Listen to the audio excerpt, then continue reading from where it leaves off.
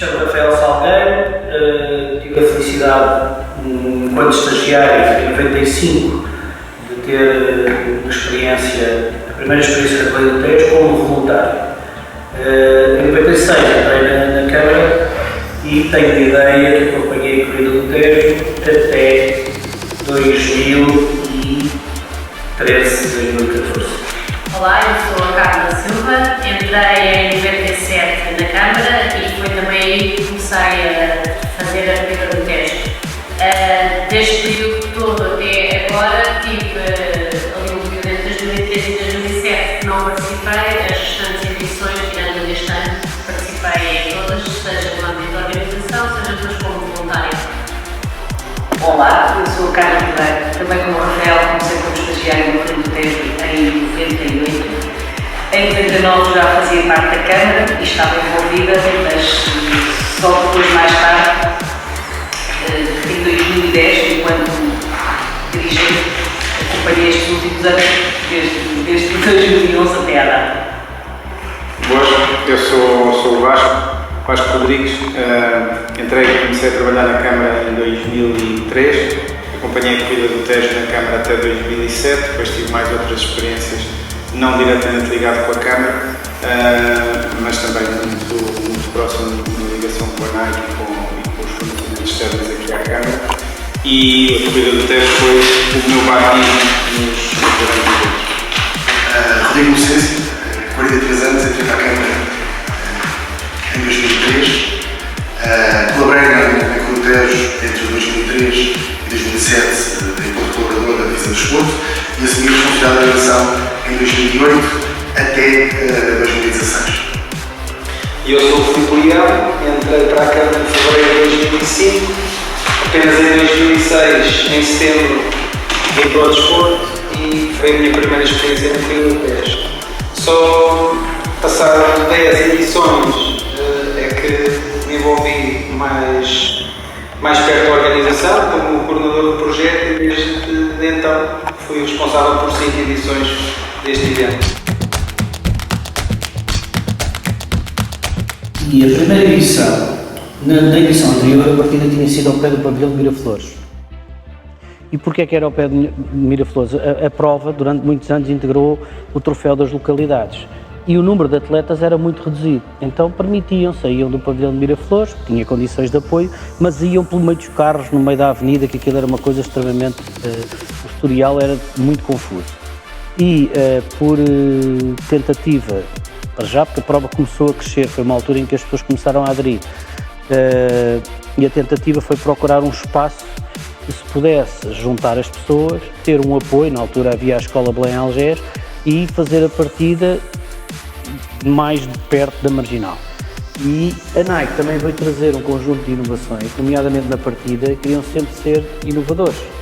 E houve um ano que resolveram pôr um ecrã gigante na Marginal. Eram dois. Foi como... Virado, uma coisa enorme. Foi preciso fechar a Marginal no dia anterior. Madrugada, com testes de luz e som às 4 da manhã. Nós estávamos lá sentados a assistir àquilo e obviamente que esses desafios também fizeram aquilo que a Carla diz, quer dizer, nós começámos a ter experiências que ninguém tinha, eram inovações em Portugal. A chegada, também é uma coisa interessante, era feita na Câmara. E para terem uma noção, quem conhece a Câmara, a fila de atletas para receber uma t-shirt e uma medalha vinha até onde agora é praticamente o McDonald's. Ou seja, eles vinham todos a correr pela Marginal fora e depois começavam na estrada a abrir os braços para ninguém passar, porque a partir dali iam todos devagarinho e nós a entregarmos, era um funil enorme e a ideia era ser sempre em frente à Câmara. A mudança para a Praia da Torre foi uma situação interessante que o Carlos Maia, que é realmente um amante do atletismo, chateava várias vezes, estava sempre a chatear que isto tinha que mudar. E fomos tentar convencer, na altura o chefe de divisão, o Constantino, convencê-lo a sair do Largo da Câmara e a meta ir para um sítio que não era característico. E nós insistíamos e tinha que ser, e associada a essa nova meta também estava associada à distância dos 10 km. Então a alternativa dos 10 km a acabar na Praia da Torre era começar do lado de Pedroços e fazer uma subida e voltar, ir ali à subida de Pedroços e voltar. E na altura até o professor Constantino, que não estava muito convencido, que ele queria o símbolo da Câmara, ele disse, está bem, vocês mudam, mas se correr mal, vocês os dois vão ter a responsabilidade. E pronto, e felizmente não correu e até hoje tem sido na Praia da Torre. Eu lembro perfeitamente da primeira edição que fiz, que foi em 97, daquilo que o Rafael estava a contar da fila aqui junto à Câmara, porque a chegada era aqui na Câmara, e da fila enorme que se formava aqui. Lembro-me também da partida em Pedroços e portanto, da volta no viaduto para depois, entretanto, entrarem na Marginal e seguirem até Oeiras. E depois das outras fases a seguir que mais marcaram foi as alterações que foram ocorrendo na zona da meta quando passámos para a Praia da Torre. Numa primeira fase também com um funil muito semelhante ao que era aqui, mas depois com a criação de vários funis para tentarmos que não houvesse a fila tão longa em termos da chegada, não é? O erro houve um momento em que teve que se cortar a corrida do Tejo com o troféu, porque o troféu tinha normalmente 200, 300, 400 atletas e de repente a corrida do Tejo tinha 1500 e esses 1500 entravam todos para a pontuação do troféu, só que eram pessoas que nunca cá voltavam. E então o dorsal era igual, aquilo era tratado como se fosse uma prova do troféu. E a determinado momento teve que se acabar com isso e não contava os pontos, já não tinha fim. Lembro-me disso, a malta ir ao fax buscar inscrições. Buscar inscrições, aquilo vinha, depois às vezes vinha metade do nome ou aparecia metade do fax, mas essencialmente... Era o meio de comunicação. Era para aí 60% das inscrições. Se eu não me engano, aquilo que nós sentimos, nós em 2003, eu tenho quase certeza que foi em 2003 que tivemos mais de 5 mil inscritos e depois tivemos 3.200 participantes. Certo, isso parte certo. E o que é que aconteceu? Não dava, nós não conseguíamos gerir 5 mil inscritos. Não conseguíamos gerir, e foi uma frustração enorme ter 5 mil t-shirts, 5 mil medalhas, 5 mil tudo e depois as pessoas não virem.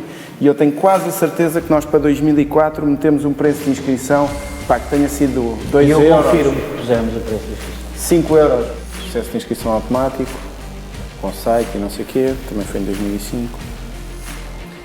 Mas eu recordo-me, ainda havia o papel, fazias as cartas, uma pré-inscrição. Havia o papel porque eu tenho ideia, o Sr. Vasco é incomodado por melhor que eu, tenho ideia que também havia interesse da parte da Nike, okay, na parceria que eles tinham com as lojas de Sport Zone, em que as pessoas se pudessem inscrever nas lojas, ou seja, o papel tinha muito a ver com isso. Eu estou a mentir, as inscrições ainda eram exclusivamente na loja. Eu também acho que o primeiro ano... Ou na Câmara. Havia 10 pontos de inscrição, se não me engano, de várias lojas de sport. E havia um estafeta que passava com o saquinho, também disse, era a Sandra. Vocês recordam-se quando é que passou a ser 100% online? Já não foi. Isso já foi comigo, tenho ideia. Vamos falar uma coisa, eu tenho ideia que com a Nike... foi sempre em loja. Foi sempre em loja também. Ou seja, a loja manteve-se sempre com a Nike porque era a estratégia que eles tinham, em que as pessoas fossem à loja, às lojas comercializavam os seus produtos, para as pessoas se inscreverem. Pois é muito interessante, porque aquilo era tudo artesanal, não havia chips, portanto era com o espeto e os espetos estavam todos numerados, aquilo tinha aqui tudo com aquela ordem sequencial de abertura dos funis, não é? E portanto foram momentos muito engraçados de ir vendo também a transformação da prova, fazer as classificações da prova. Eu depois deixei, eu só fiz uma vez a partida outra vez já lá em Algés e depois normalmente estava sempre na zona da chegata, nem em Algés, mas pronto, foi muito interessante. Eu depois quando a minha última edição nessa altura foi em 2002 e quando eu saí, que eu depois tive fora uns tempos aqui do Oeiras, quando eu saí, portanto a zona da meta ainda era assim e depois quando voltei em 2007 já era completamente diferente. Lembro-me de ficar muito, olhar para a Carla e para o Maia, era um silêncio absoluto dentro daquela carruagem e de facto fazer as classificações à mão, tirar espetos, pôr aquilo tudo por ordem, era obra, as classificações demoravam sempre a sair e depois andava ao Maia durante a semana a ver nos espetos os problemas que podiam ter aparecido. Durante muitos anos os dorsais foram feitos à mão numa cartolina que era de troféu, cartolina verde, pequenina. Aquilo era o Maia a pôr números Mas acho e que ainda números. foi no teu tempo que mudámos. E depois modernizou etiquetas. para umas etiquetas. As Na altura etiquetas, tirava-se as sim. etiquetas, mas tínhamos de estar a pôr em todos os dorsais. Vinham os dorsais de Tyvek de Inglaterra, se não me engano, Isso foi- tu contratavas. Isso já foi muito mais tarde. Pai, Mais velho, tarde. estás a brincar? Não. Não, os primeiros vieram para aí em 2001, 2002. Sim, sim. Mas no aí depois, início era depois mesmo tinham muito- as etiquetas que eram coladas com o nome dos atletas e e os clubes, não é? Não havia tempo. Só havia tempo para os primeiros. Não havia tempo. Era só o cronómetro, eles tiravam, Era. a associação estava ali a tirar e saíam os registros dos primeiros. 20 primeiros, se não me engano. 200, Acho que era 20 primeiros, havia Não, mas tempos eles e ainda depois... tiravam a sequência, mas depois deixavam de tirar. Mas era. Muita gente. E depois era feito à mão, era lançado. Quando é que foi a primeira com chips? Foi da Championship? Championship 2004. Mas eu tenho ideia que o que é que aconteceu? Já falámos aqui várias vezes da Last Lap. A Last Lap é uma empresa que organizava muitas provas em Espanha, em que a mais conhecida é a São Silvestre de Madrid, e portanto tinha tudo. E foram eles que trouxeram. Portanto, nessa altura ainda era chip. Nós só trocámos para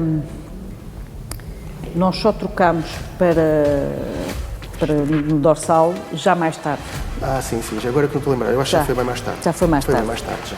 E até porque Ou eu seja, acho que a foi primeira vez que nós usámos chip, quisemos experimentar primeiro na marginal à noite e só depois é que passámos para a Eu acho corrida que do foi por teste. Eu sei que a história que a Didi conta é que quando foi a primeira corrida do Tejo e as primeiras, eles faziam bocados de marmelada e eram coisas assim. E a esponja e pronto, era tudo muito caseiro. Essa foi uma Depois alteração havia. também naquelas alterações 2003. quando mudámos para a Praia, da Torre. Não, já havia antes, eu lá a lembro. competição pelo professor Constantino, que também outra das mudanças foi 2 abastecimentos. Que até aí só havia um abastecimento. E os 2 abastecimentos de 10 km era uma das únicas provas que. sim. Não era único, não é? Não tenho ideia. Aquilo, quanto muito havia provas com um abastecimento aos 5. Exatamente. Nós na altura Nossa, tínhamos tinha 12, dois. no início tínhamos 12, porque aquilo era mais ou menos 12 km e era 4 e 8 aproximadamente. Também nos abastecimentos há uma figura que é o Carlos Neves, Sim. que era sempre o responsável pelos abastecimentos. A responsabilidade estava sempre no Carlos Neves. Ele é que organizava era normalmente, eram os abastecimento, era escuteiros. sempre ele com os escuteiros e fazia ali ao quinto, devia ser perto do 5 km. Eu acho que isto aconteceu em 2003, depois em 2004 repetiram e em 2005, pronto, conseguimos entretanto fechar o contrato, que foi uma verdadeira odisseia. Como é que conseguimos fechar um contrato com a Nike? Isso dava um programa. A Nike trouxe, e agora como observadora, deixou de ser só a corrida dos clubes. Passou a ser a corrida É isso. acho que o que nós depois apanhámos já era uma corrida da moda. A Nike trouxe a moda, foi quando o atletismo deixou de ser atletismo, passou para o running e o conceito de running. Então trouxe um bocadinho os casual runners na altura, não é? No fundo, esse foi um segmento que veio no fundo também com a Nike, não é? E é aí- crescer aqui e é aí que a corrida do Tejo cresce a cresce. corrida do Tejo de forma exponencial. E com a entrada da Nike, como é que os clubes do troféu das localidades reagiram? Sentiram-se como? Bom, vocês conhecem tão bem como eu a realidade dos clubes e dos dirigentes. E, portanto, exteriormente, aquilo foi o fim da macacada, aquilo estava tudo mal. Na prática foram lá todos. Na prática foi isso que aconteceu, foram lá todos, nós garantimos uma série de condições e tudo mais, e portanto não houve nenhum que tenha ficado em casa. Agora, era tudo mal, era a corrida que era contra o Tejo, era eles que tinham que correr com a t-shirt, eram os atletas que já não iam ganhar porque iam ganhar os atletas Nike, e o clube Nike é o quê? Porque a Nike trazia uma série de atletas que depois acabavam por ganhar a prova, e o que é isto? Eles depois ganham a competição por clubes, mas não existe o clube Nike. Pronto, tudo eram dificuldades. Coisa que a Nike trouxe, de facto, muita inovação.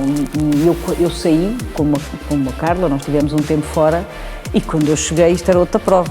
Não é? Eu vinha da referência de uma prova ainda muito manual, e de repente a coisa era de outra completamente maneira diferente. e, de facto, do ponto de vista tecnológico e de organização e de evento, para mim também foi uma grande aprendizagem. Portanto, nós depois tirámos daquilo até para outras provas que fazemos. E aqui em defesa, que a Nike tinha o perfeccionismo e tudo mais, mas no primeiro ano a Nike, na parceria que queria fazer, não queria que nenhum serviço fosse garantido pela Câmara.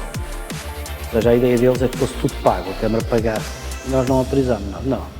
Quem fecha a estrada somos nós, quem coloca as grades são os nossos carregadores, quem faz o som são os nossos eletricistas, da parte da meta, curta, energia e tudo mais, e eles ficaram muito apreensivos com isso. E no final vieram dar os parabéns e dizer que em nenhum país onde tiveram atletismo, onde fizeram estas provas, podiam ter, não que já tinham dificuldade em confiar, mas que desta vez confiavam que a gente pudesse tratar da parte operacional. Porque tratar dos voluntários, dos escuteiros, o autocarro, quer dizer, eles queriam que isso fosse tudo pago. E nós fizemos isso e desde aí foi possível estabelecer uma parceria em que os serviços da Câmara estavam a um nível muito bom para aquilo que eles estavam habituados. Obviamente, na questão do marketing, da publicidade, é diferente. Era uma tenda que estava montada quando, através da Sport Zone, e nomeadamente o diretor de marketing da altura, que era o Ricardo Cunha Lopes, nos apresentou as pessoas da New Balance, e é curioso que eu estava a ouvir a tua história, Vasco, e eu acho que foi muito parecido com a forma como a Nike, como a New Balance entrou. E quando eles lá chegaram, nós nem nos ligámos grande coisa, sempre estejam para aí à vontade, querem ir à prova, venham. E também houve assim uma coisa muito simples, nós não ligámos muito àquilo, e a verdade é que eles depois nos contactaram a seguir à prova, através da Sport Zone, a dizer que estavam a escolher uma prova para entrar em Portugal e que achavam que a Corrida do Tejo, pronto, tinha condições, e a partir daí... Sim, fizemos 2 ou 3 anos com a New Balance, foi por aí. Até foi mais. Não, 4, não sei, depois já todos. Agora também já perdi. Fizeste quantas 4, fizemos 4 anos New Balance. Fizeste? Não sei, deve ser das poucas provas a nível nacional que continua a ter a organização por uma Câmara. Isso. Ou seja, porque quase todas as provas entregaram às organizações e aqui continua a haver planeamento, mesmo dia, as pessoas que vão lá trabalhar, outros serviços que se envolvem e vão ajudar, e é capaz de ser das poucas que ainda continua com esta dimensão, é certamente. Eu acho que há uma ideia que era engraçada, aquilo que a Carla aprendeu, que notavas aqui, a questão do sentido de pertença dos colegas relativamente à Corrida do Tejo. Vou dar aqui um episódio que passou há uns anos atrás, vão-se lembrar do Sr. Comissário Maria Pinto, que na altura, da boa maneira dele, quando estávamos a falar sobre os eventos e tal, perguntava sempre a questão: quem é que paga as horas? Era assim uma coisa, não é? E na altura eu sei que ele tinha ali um constrangimento com a questão orçamental e estávamos a falar sobre um determinado evento e eu disse: mas espera lá que ainda falta a Corrida do Tejo. À qual ele tem a brilhante resposta, e eu acho que foi muito: não, mas a Corrida do Tejo não há problema nenhum. Portanto, isto é o sentimento das pessoas relativamente à prova da Câmara. E eu acho que é um bom resumo para mostrar este envolvimento de todos os colegas na organização da prova. No início, agora é tudo fácil, um telemóvel, um WhatsApp. No início nós tínhamos o Sr. Saraiva. Antes é que era tudo fácil. E o Sr. Saraiva, do CCB, Comunicações do Jamor, e aquilo, ele tinha uma equipa de carros com antenas e rádios espalhadas ao longo da prova para nós podermos comunicar. E os carros da Câmara também tinham alguns carros tinham uma antena enorme, nós ligávamos para uma central. Então, preciso falar com não sei quem e tal, e aquilo havia ali um sistema de comunicações. Por isso era, mas também a pressão, digamos que a pressão do atleta na altura era diferente, quer dizer, não havia importância se começava às 10 ou às 10h05 ou às 10h20, apesar que sempre, e isso é uma das coisas que eu me orgulho, sempre que eu fui responsável pela partida foi dada a horas, e depois digo sempre, exceto uma vez.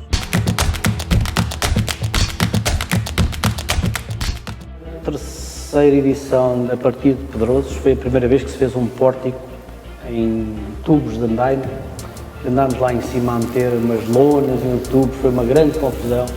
Antes eram os balões e depois fomos para lá meter uns andaimes. Não ficou mal, mas... Não ficou nem mal nem bom. Esse era o pórtico da Peugeot. Nós temos fotografias disso. É, exatamente. Mas começou-se a apostar um bocadinho em comunicação. Eu acho que foi a partir de... Capaz de ter sido 90 e... Já havia os anúncios, havia os cartazes, comunicávamos a prova. havia os cartazes, já havia outdoors ou não? Havia imagem também. Outdoors? Sim. Eu tenho ideia que os outdoors entraram quando nós no funil, aquele funil atrasava exatamente para oferecer, inclusive tinha uma medalha, diploma da cidade, que era o Sérgio, e depois passou a ser o diploma, dava-se o diploma da cidade, e depois as t-shirts é que começaram mais tarde, mas eles recebiam a medalha. desde 95 que eu tenho ideia que a medalha... Correr, levavas a t-shirt para casa, aquilo é que era serviço. Só quem corria. Não, tal funil que ia até, tal fila que ia até aqui quase ao McDonald's tinha a ver com isso, porque as pessoas estavam no fim, e a medalha, e a minha t-shirt, será que me serve e tal. Na altura, a utilização das t-shirts para correr só surgiu quando o parceiro, a Nike, tinha esse objetivo. Aliás, no país ninguém corria com as t-shirts de prova, agora é uma moda, mas ninguém corria, foi uma iniciativa em 2005. Explica, não corriam no dia da prova, No dia da ou prova, seja, as sim. pessoas corriam como quisessem e levavam a t-shirt como prémio. Era uma oferta, era um prémio. E este conceito da Nike virou a coisa ao contrário. Com um tipo que fazia BDs nos Estados Unidos, que fez aí uns desenhos espetaculares e fez aí os monstros da corrida do Tejo, que também foi uma polémica grande. Veio os outdoors, os prévios forrados com publicidade. Corre contra o Tejo. E um investimento em... Sim, o slogan era o Corre contra o Tejo, que foi logo. Foi uma polémica. Como é que é possível eu ir a estar contra o Tejo? Aquilo teve que ser muito bem explicado e, no fundo, o corre contra é o desafio de quem vem a correr. O Tejo tem o seu ritmo da maré e o atleta vir a correr e a desafiar o Tejo a ver quem chega primeiro ao fim. Só que as pessoas não perceberam a mensagem e houve queixas e tudo mudava. Mas foi um investimento muito grande em termos de comunicação. Nós não estávamos habituados ao próximo.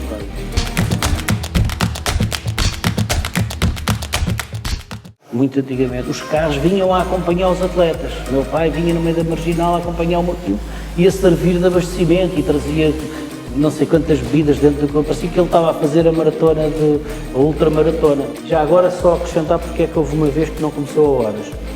Porque com esse ecrã gigante, a Nike queria fazer uma coisa que era um countdown. E, e estava em direto na televisão, a prova. E eu andei dias a pensar nisso.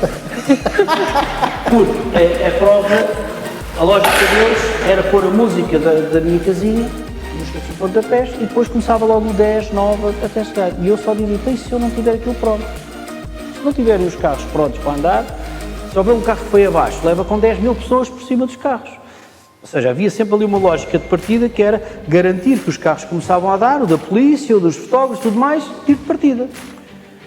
Ora, aquilo obrigou, foi ali uma teima, e eu disse, não, vocês só começam a música quando eu disser que os carros estão prontos. Então, isso atrasou pela primeira vez, a prova não começou às 10, começou às 10 e pouco, mas até no momento, como tinha o countdown, nesse ano houve 2 pistolas a dar o tiro. Tinha o presidente e outra que eu tinha para dar ao mesmo tempo, que era para ser... Se a pistola dele falha, tem que haver um tiro. E isto porquê? Porque os atletas que estão na frente estão concentrados no tiro. Os que estão atrás estão a ver o countdown. Ora, ao 0, arrancam. E os da frente, enquanto não houver o tiro, não arrancam. Então aquilo para mim foi um momento de ansiedade.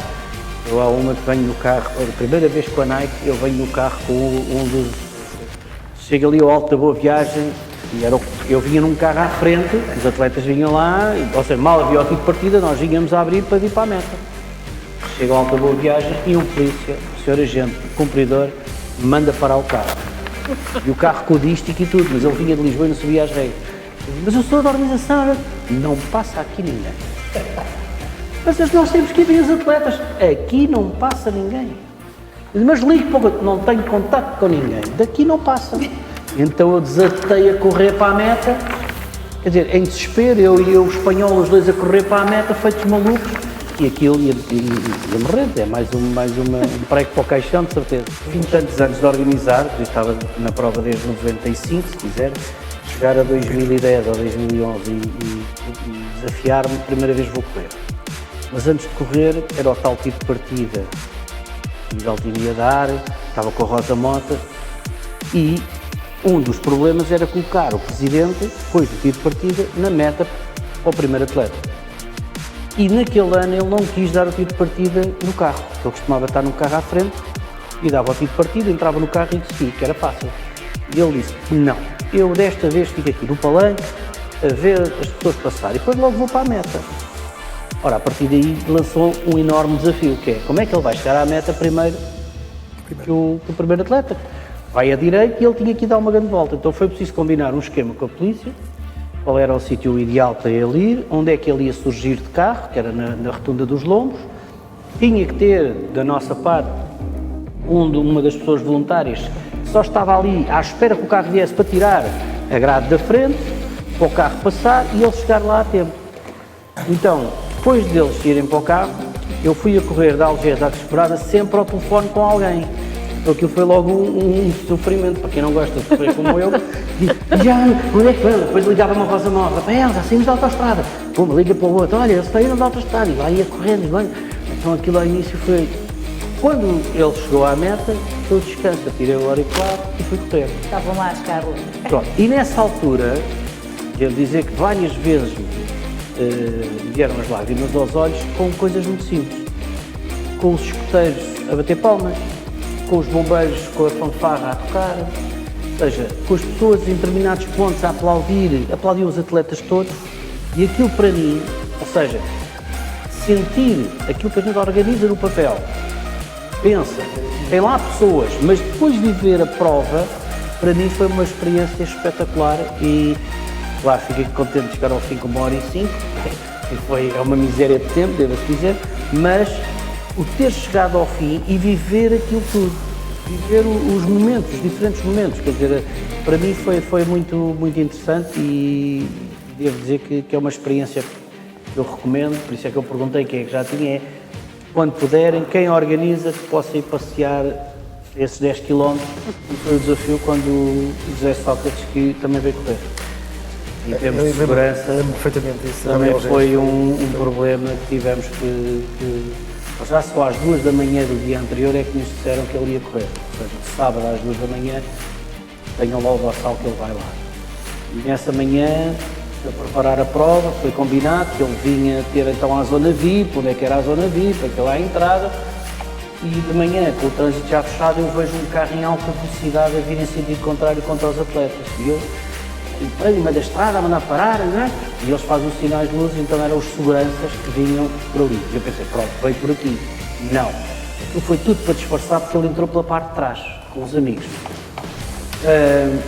E depois, eu preocupado com a prova, com a partida, aqueles senhores que chegaram e que me assustaram em contramão, quiseram saber, na meta, por onde é que o carro entrava, por onde é que o carro saía, onde é que ele tocava de camisola, como é que era, e eu a explicar aquilo tudo, mas sem paciência nenhuma para aquilo. Já tinha uma prova para começar. E, efetivamente, veio criar aqui algum frisson, mas eu acho que esses pequenos momentos é que marcam a nossa vivência.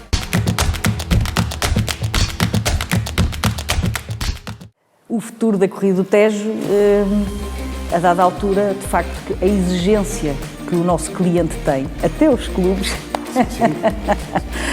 é muito grande. Ou seja, a dada altura, nós estamos a falar de uma prova que tem um custo médio, agora de quanto, Filipe? De 11 euros. 10, 11 euros, quer dizer, nem de perto nem de longe. Portanto, é uma coisa muito relevante as pessoas perceberem que não é os 10, 11 euros que pagam os custos da Corrida do Tejo. E as pessoas estão, de facto, muito exigentes. Mas o Oeiras e a Corrida do Tejo há de sobreviver a tudo e há de continuar como uma prova de referência. Naturalmente que a exigência que cada vez, e dou-te um exemplo, nós tivemos que deixar de ter os nossos bombeiros a fazer emergência. A escala era tal que tivemos que recorrer.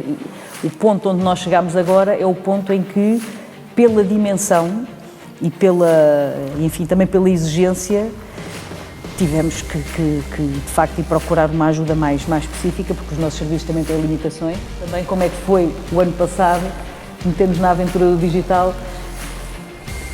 Bem, a prova digital foi mantermos o espírito da corrida do Tejo vivo em 2020 e nesse ano atípico.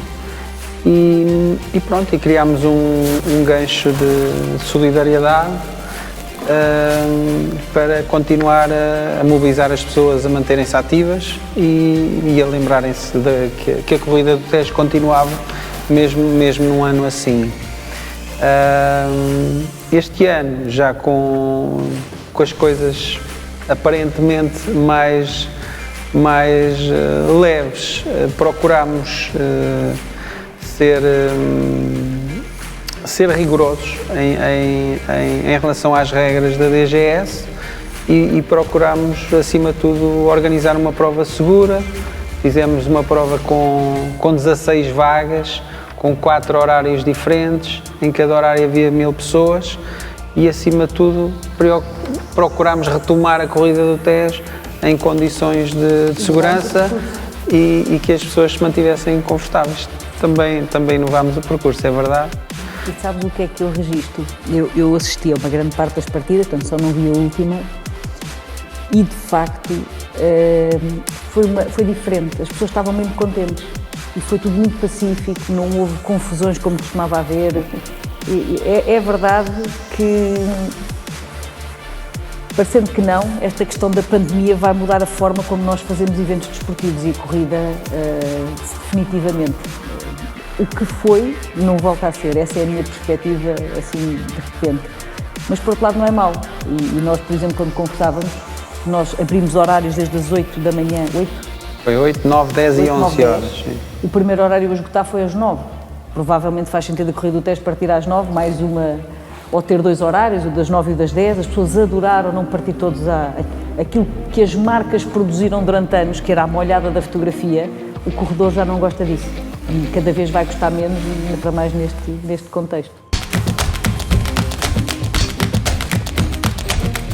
Sinceramente, não cheguei a nenhuma prova no final que não fosse de satisfação.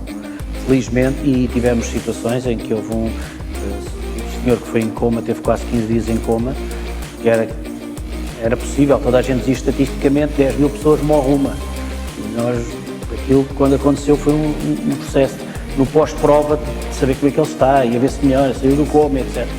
Mas de qualquer maneira foi sempre uma satisfação, porque eu acho que as provas tiveram sempre sucesso. Ou seja, não há nenhuma prova, pelo menos desde que eu estou cá, desde 95, que se possa dizer, epá, correu mal. Não há. Há uma exigência da nossa parte, e isso é comum a todos, porque eu conheço-os todos e eles conhecemos-nos bem, que há sempre qualquer coisa para nós que a gente tem que melhorar ali ou aqui. E isso é a parte que fez com que a prova evoluísse, quer dizer, não foi, podíamos ter ficado de braços cruzados e repetir sempre a mesma asneira, mas não foi feito, por isso o sentimento para mim foi sempre de satisfação e orgulho. E hoje falo em vários sítios e dou muitas vezes o exemplo da corrida do Tejo, porque é uma grande prova, as pessoas não percebem que nós fomos os primeiros a ter 10 mil inscritos, isto na altura era uma coisa muito grande e era feito pelos serviços da Câmara. Não, é porque é esta situação, quer dizer, a Nike veio trazer comunicação, veio trazer experiência, veio trazer algum método e algumas coisas, mas quem fez a prova foram os bombeiros locais, foram os polícias, foi as pessoas, os carregadores, foi a Câmara que fez e continua a ser a Câmara. Por isso é que há muitas provas de 10 km pelo país de marcas, só que as marcas nunca vieram porque sabem que não podem comprar a prova na totalidade, quer dizer, isto é uma prova que é da Câmara. A própria polícia, na altura em que a Nike escuta, diz, não, eu respondo à Câmara, não respondo a ninguém que a Nike indique. Porquê? Porque isto é o pertença do território.